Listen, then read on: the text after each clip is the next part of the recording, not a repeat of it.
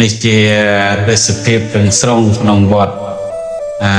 ស្រែបឹងដែលស្ថិតនៅក្នុងឃុំអូឡឹមស្រុកស្វាយ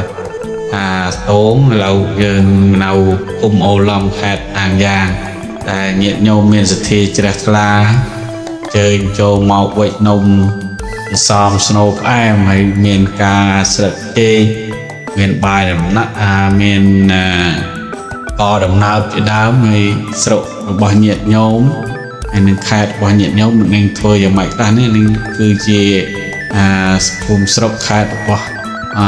អង្គថ្មភាពធ្វើរបៀបនេះប៉ុណ្ណាឃើញថាគួរឲ្យចាប់អារម្មណ៍ហើយគួរឲ្យជាទីចង់កោយកន់ណាយើងចង់ដេញមានតែសួរគាត់ចឹងនេះជាវេចនំដើម្បីប្រគេនព្រះសង្ឃហើយនឹងជូនដល់ញាតិញោមជាពុទ្ធបរិស័ទអត់ភ្លឹងបានសារផងអញ្ចឹងក្រោយនេះសូមឲ្យញាតិញោមតាមដានវីដេអូតាំងពីដើមរហូតដល់ចប់